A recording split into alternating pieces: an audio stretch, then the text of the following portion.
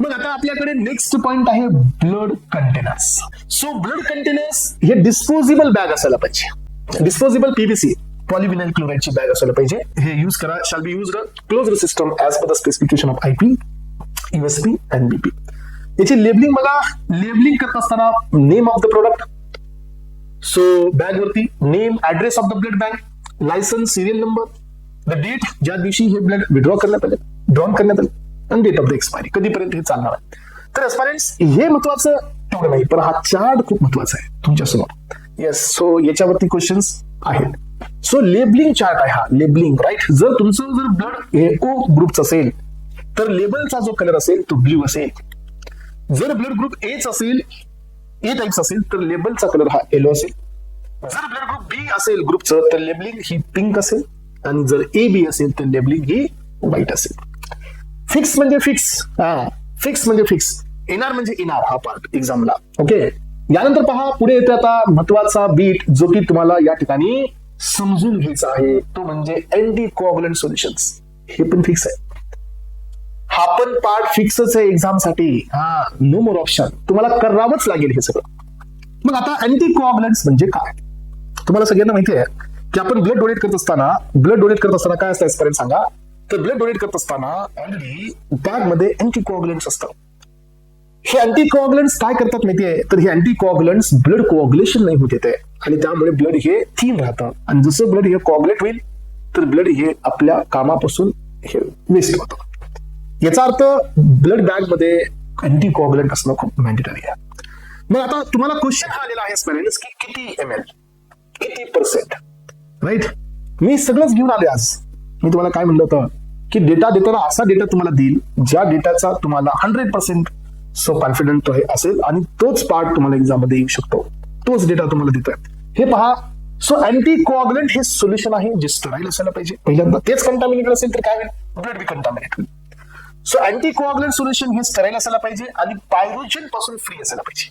तुम्हाला माहिती आहे फ्रेंड्स पायरोजन कोण असतं. पायरोजन हे एक मेटाबॉलिक बेस्ड प्रोडक्ट असतो बॅक्टेरियाचा. ग्राम निगेटिव्ह बॅक्टेरियाला आपण किल केलं with the help of sterilisation की त्या फ्लुइड मध्ये पायरोजन्स तयार होतात, आणि पायरोजन्स आर द सबस्टन्सेस जे फायर बिगिनिंग करतात. येस, हे आपल्या बॉडीमध्ये फायर बिगिनर्स आहेत. म्हणजे काय, जे आपल्या बॉडीमध्ये फीवर इंड्यूस करतात. म्हणून आपल्या बॉडीमध्ये याला बघा, म्हणून तर आपण पॅरेंटल्स चेक करत असताना लाल टेस्ट करतो. पॅरेंटल्स चेक करत असताना आपण पायरोजन टेस्ट करतो, जेणेकरून हे पायरोजनचं युनिट हे किती आहेत हे चेकआउट करणे, कारण हे आपल्या बॉडीमध्ये फीवर इंड्यूस करणारे असतात. म्हणून मग आपण जे अँटी कोअगुलंट देतोय तर हे येस स्टराईल असायला पाहिजे, आणि हे पायरोजन फ्री असायला पाहिजे, सॅटिस्फॅक्टरी सेफ्टी असायला पाहिजे, इफिकेसी असायला पाहिजे of the whole blood of the blood components. आता व्हॉल्यूम ऑफ अँटी कोअगुलंट किती असायला पाहिजे, तर percent volume of anticoagulant असायला पाहिजे 22% बाय व्हॉल्यूम टू व्हॉल्यूम. जर तुम्ही ब्लड घेताय सो 100% तर त्याच्यामधला 22% काय असायला पाहिजे, सो अँटी कोअगुलंट असायला पाहिजे. येस, 22% काय असायला पाहिजे, अँटी कोअगुलंट असायला पाहिजे percent of the total blood. मग आता suppose you are collecting 500 ml blood. जर तुम्ही असं एक एक्झाम्पल दिलं मी तुम्हाला, हे काही खरं नाही आहे. 500 ml ब्लड आपण घेतच नाही, आपण घेतो 350 ml. आपण एक एक्झाम्पल दिलं तुमच्या समोर. Suppose you are taking 500 ml blood, तर तुम्हाला किती ml कोअगुलंट ऍड करावा लागतो ते आपण काढत आहोत. मग parents maximum anticoagulant volume should be, हे पहा, सो 22% इंटू 500, तर किती व्हॉल्यूम आला, 110 ml व्हॉल्यूम आलेला आहे अँटी कोअगुलंटचा. मग तुम्ही काय कराल, त्या बॅग मध्ये येस जी आपली ब्लड डोनेशनची जी बॅग आहे त्या बॅग मध्ये तुम्ही किती ml व्हॉल्यूम ऍड कराल, सो 110 ml व्हॉल्यूम तुम्ही ऍड कराल, आणि त्याच्यामध्ये 500 ml ब्लड ड्रॉन कराल, तर तुमचं ब्लड सेफ आहे. जर एस्पायरंट तुम्ही असं केलं, if the more than 110 ml anticoagulant is added, if it would be exceed to the safe limit. तर मग काय होईल माहितीये का, की जसं कमी अँटीकोअगुलंट असल्यामुळे ब्लड कोअगुलेशन होतं, तसं जास्त अँटीकोअगुलंट असल्यामुळे पण ब्लडचे फंक्शन्स इंटरफिअर होऊ शकतात. याचा अर्थ की तुम्हाला 22% व्हॉल्यूम बाय व्हॉल्यूम युज करायचे, राईट. याच्यापेक्षा जास्त युज केलं तर मग सेफ्टी लॉस होणार, कळलं का, सेफ्टी लॉस होणार. याच्यापेक्षा कमी युज केलं तर ब्लड कोअगुलेट होणार. If you are using more than 110 ml, then you will exceed the limit of safety. मग त्याच्यामुळे तुम्हाला काय होऊ शकते, टॉक्सिसिटी. मग as far as most of the blood banks, म्हणजे आउट ऑफ इंडिया जेवढे, आता हे 2-4 स्टेटमेंट जरा जास्तच महत्वाचे, अलग लक्षात, हे पेपरमध्ये ऑलरेडी आलेले बी आहे. सो मोस्ट ब्लड बॅग्स हे किती एम एल साठी असतात? 450 ml ब्लड असतात, ब्लड व्हॉल्यूमचे असतात, pre filled with 63 ml of CPDA. जर तुम्ही लक्षात ठेवायचंय ऍस्पिरन्स, आता हे कॅल्क्युलेशन कुठून आले एकदा बघू आपण. हा, तर हे कॅल्क्युलेशन आधी डायरेक्ट तुम्हाला मी इथं दिलेत, मी थोडं कन्फ्युज केलंय, पण याच्या आधी खाली चला, येस इकडे या. खाली आल्यानंतर तुम्हाला काय होईल की थोडंसं याचं काय होईल की समजून जाईल की गणित काय आहे. हे बघा, जर तुमच्याकडे सायट्रेट फॉस्फेट डेक्स्ट्रोज आहे, दॅट इज CPD, हा कोड आहे, अँटीकोअगुलंट आहे. काय नाव आलं?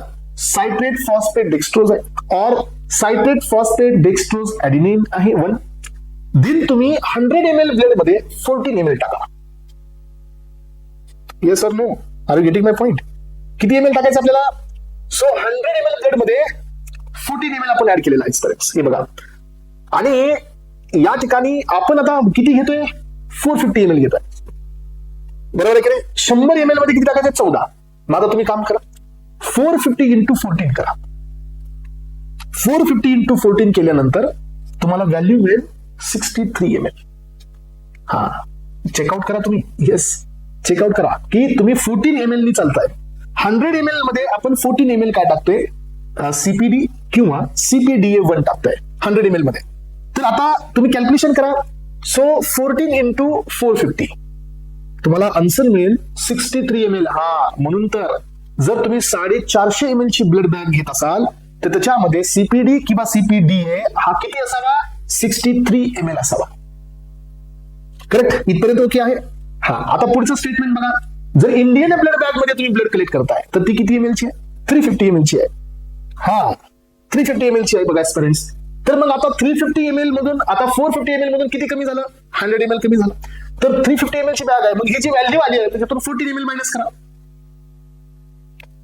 हा, आपण 450 ml साठी 63 घेतलं, आता 350 म्हणजे 100 ml कमी आहे, तर 100 ml कमी आहे, तर या व्हॉल्यूम मधून किती मायनस करा? 14 मायनस करा. तुम्हाला व्हॉल्यूम मिळेल 49 ml CPDA.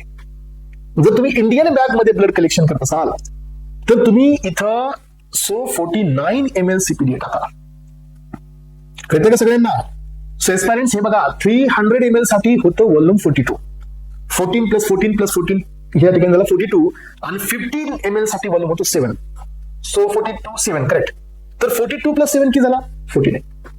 आणि एस्पायरंट्स, जर तुम्ही 350 ml व्हॉल्यूम घेत असाल तर SAGM हा 38 ml टाका. हा वेगळा आहे, हा ऍडिटिव्ह आहे.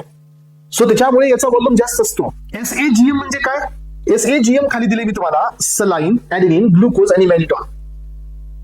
तर SAGM जर तुम्ही अँटीकोअगुलंट ऍड करत असाल तर एस्पिरंट्स 350 ml मध्ये 78 ml ऍड करा. सो एस्पिरंट्स परत एकदा रिपीट करू आपण. बघा काय रिपीट पाहिजे.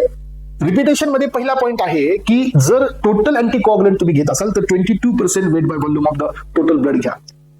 सेकंड थिंग, तुम्ही 450 ml मध्ये जर तुम्हाला, मग आता हे 22% कसं काढायचं, तर व्हॉल्यूम इंटू 22%, तर तुम्हाला काय मिळेल? Required volume of anticoagulant for the particular volume of the blood असं मिळून जाईल. वर दिले तुम्हाला. यानंतर मग तुम्ही 450 ml मध्ये जर समजा तुम्हाला ब्लड कलेक्ट करायचे तर आपण आधीच काय सांगितलं की CPD आणि CPDA1 हे तुम्हाला 100 ml साठी किती ml रिक्वायर्ड आहेत? 14 ml. मग आता 450 ml तुम्हाला ब्लड कलेक्ट करायचे तर 450 इंटू 14 करा, व्हॅल्यू येणार 63 ml. म्हणजे तुमच्या ब्लड बॅग मध्ये 63 ml CPD किंवा CPDA1 पाहिजे. सो नाहीतर मग तुम्ही 350 ml साठी कलेक्ट करताय तर तुमच्या बॅग मध्ये 49 ml CPD किंवा CPDA1 पाहिजे, किंवा तुमच्या बॅग मध्ये 78 ml SAGM पाहिजे. हे व्हॅल्यू थोडी फिक्स आहे, याला काही असे कॅल्क्युलेशन नाही आहेत.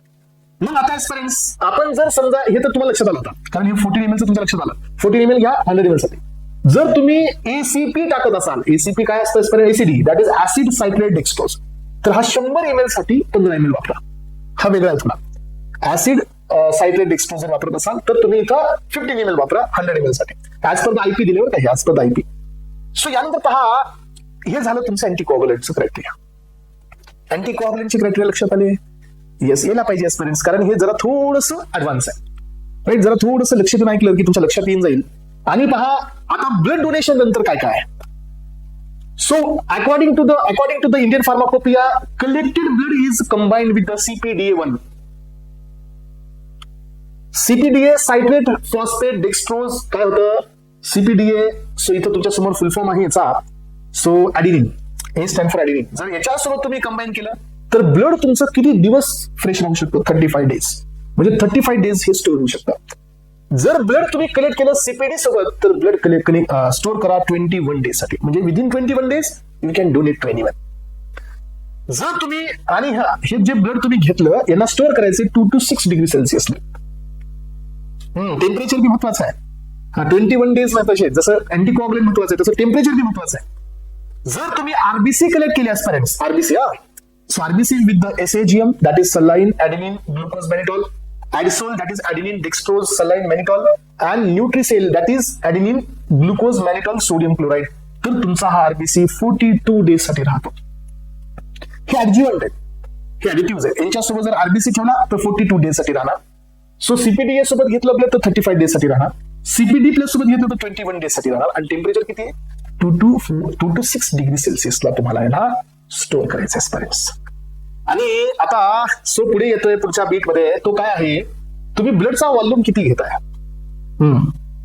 तर aspirants, volume of the blood collected should be proportionate to the volume of anticoagulant with the ±10% variation. So आपण एक प्रोपोर्शन लावलंय याचं. सो 22% प्रोपोर्शन लावले, त्यामध्ये ±10% व्हेरिएशन देण्यात आलेलं आहे. Should not exceed 10 ml per kg body weight, limited volume for the 50 ml to 500 ml. सो याचा अर्थ काय एस्पिरंट्स की एक तर तुम्ही याचा क्रायटेरिया लावा 10% व्हेरिएशनचा, नाहीतर मग तुम्ही काय करा, नॉट एक्सीड. सो 1 किलो समजा लक्षात 1 kg आहे तर त्याच्यातलं 10 ml ब्लड तुम्ही घेऊ शकता. तर हे ब्लड व्हॉल्यूमचा क्रायटेरिया. मग आता यानंतर तुम्ही टेम्परेचर पाहिलं. सो ब्लड हे 2 to 6. तर एस्पिरंट्स अजून थोडं स्टँडर्ड बोलायला गेलं तर काय असतं? ±2 डिग्री सेल्सिअस. प्लस मायनस म्हणजे काय की 2 इथं आहे लक्षात. सो +6 प्लस मायनस म्हणजे काय? याच्या पुढे 2 याच्या मागे 2, दॅट इज ±2. तर आपण इथं वरती दिले 2 to 6 degree Celsius. If it is use except if it is use for the component preparation, it will be stored. जर तुम्हाला कॉम्पोनंट बनवायचे असतील म्हणजे सेपरेशन वगैरे करायचं असेल तर मग तुम्ही याला या ठिकाणी स्टोअर करा 22 degree Celsius ±2% until the platelets are separated. जोपर्यंत प्लेटलेट तुम्ही सेपरेट नाही करत, तुम्हाला सेपरेशन करायचे तर मग तुम्ही काय करा, 22 डिग्री सेल्सिअस ±2 डिग्री सेल्सिअसला तुम्ही याला स्टोअर करून टाका एस्पिरंट्स. टेम्परेचर पाहिलं, ब्लड व्हॉल्यूमचा पाहिला. सो इक्विपमेंट्स पहा, ब्लड डोनेशन रूम कशी असायला पाहिजे, डोनर बेड, चेअर, टेबल्स वगैरे असायला पाहिजे, सुटेबिलिटी असायला पाहिजे, कम्फर्ट असायला पाहिजे, कुशन केलेलं पाहिजे, साईज प्रॉपर पाहिजे, फर्निचर वगैरे तिथं जे काही बेड वगैरे असेल, बेड साईड टेबल पाहिजे, बेडच्या साईडला टेबल पाहिजे. सो हा स्पिग्मो मॅनोमीटर आहे जो की काय करतो, ब्लड प्रेशर मेजर करतो ते पाहिजे. टेटोस्कोप पाहिजे, recovery bed for the donor, donation दिल्यानंतर त्याला झोपवण्यासाठी पण बेड वेगळा पाहिजे, रेफ्रिजरेटर पाहिजे 2 to 6 डिग्री सेल्सिअसचं, continuous power supply, weighing balance पाहिजे. सो ब्लड डोनरसाठी पण आणि ब्लड कंटेनरसाठीचं पण वेइंग डिव्हाइस पाहिजे. आणि काही आपल्याकडे इमर्जन्सी इक्विपमेंट्स आहेत aspirants, oxygen cylinder with mask, gauze and the pressure regulator, 5% dextrose किंवा ग्लुकोज लागलं तर सलाईन लगेच द्यायला, डिस्पोजेबल स्टराईल सिरिंज पाहिजे, इंजेक्शन लागलं तर द्यायला, डिस्पोजेबल आयव्ही सेट पाहिजे, अँपल्स पाहिजे त्याच्यामध्ये ॲड्रेनालिन, नॉरॲड्रेनालिन, बीटामिथॅसोन, डेक्झामिथॅसोन, काही इन्फेक्शन इन्फ्लामेशन वगैरे झालं, हार्ट रेट वगैरे कमी झालं तर ॲड्रेनालिन, नॉरॲड्रेनालिन द्या. सो मेटोक्लोप्रामाइड इंजेक्शन आहे, ॲस्पिरिन आहे. जर समजा काही क्लॉट समजा म्हणजे असं ब्लड डोनेट होत असताना प्रॉपर डोनेशन होत नाही तर तिथं ॲस्पिरिन दिलं जातं, जेणेकरून काय होईल, प्लेटलेटचं काय होईल, सो ऍग्रिगेशन होणार नाही. आणि सो अशा ह्या पद्धतीने आपण या ठिकाणी ब्लड बद्दलचे बेसिक सर्व क्रायटेरियाज पाहिले. तर thank you so much aspirants, thank you so much, have a nice day. Thank you.